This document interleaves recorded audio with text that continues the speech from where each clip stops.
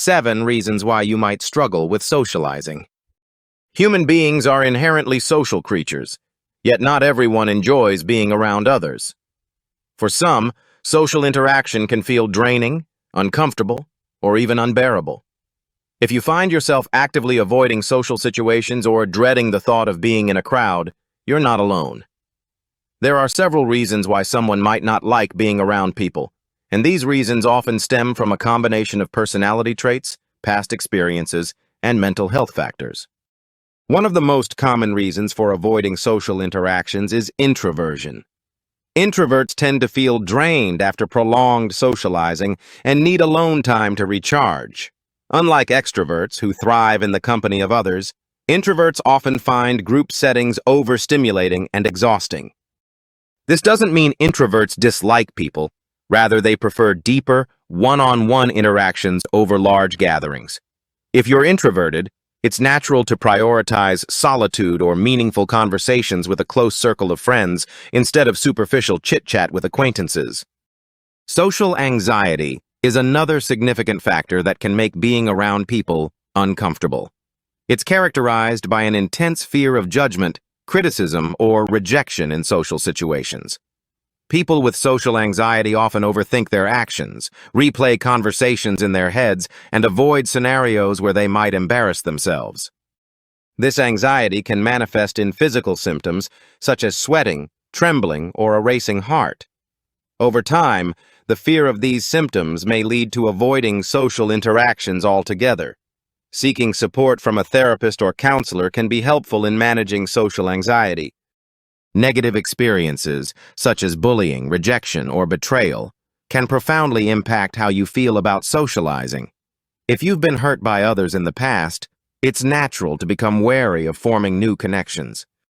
These experiences can create a sense of mistrust or fear of being vulnerable.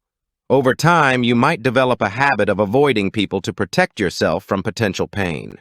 Healing from past traumas often involves acknowledging these feelings and, when possible, working through them with a trusted professional.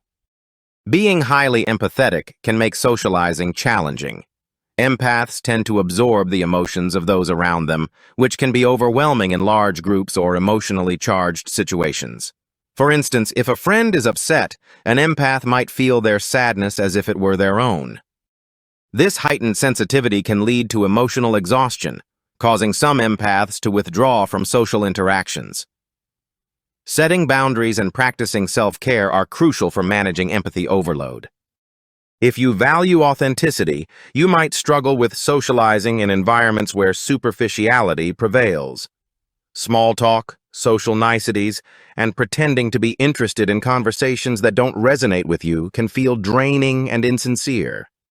You may find yourself avoiding situations where you have to put on a mask or engage in conversations that lack depth. Instead, you might prefer meaningful discussions with people who share your values and interests. Mental health conditions such as depression, PTSD, or autism spectrum disorder, ASD, can also play a role in avoiding social interactions.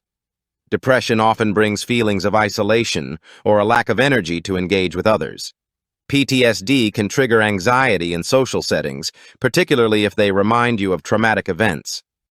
Recognizing how mental health impacts your social preferences is an important step toward understanding yourself. Support from mental health professionals can help you navigate these challenges and find ways to connect with others on your terms.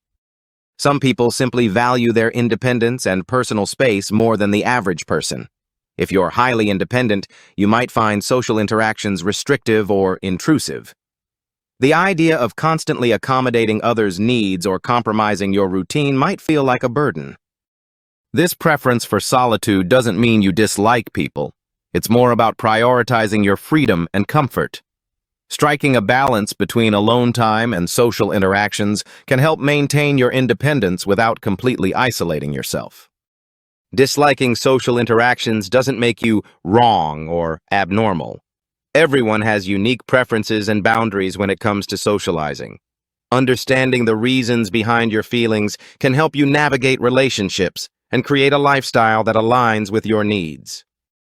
Whether it's embracing your introversion, addressing social anxiety, or setting boundaries as an empath, self-awareness is the key to finding balance.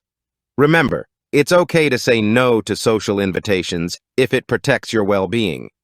At the same time, seeking support or exploring new ways to connect with others can open doors to fulfilling relationships on your own terms. By understanding your preferences and triggers, you can cultivate a life that respects your individuality while fostering meaningful connections. Whether you thrive in solitude or cherish deep one-on-one interactions, the most important thing is to honor what feels right for you.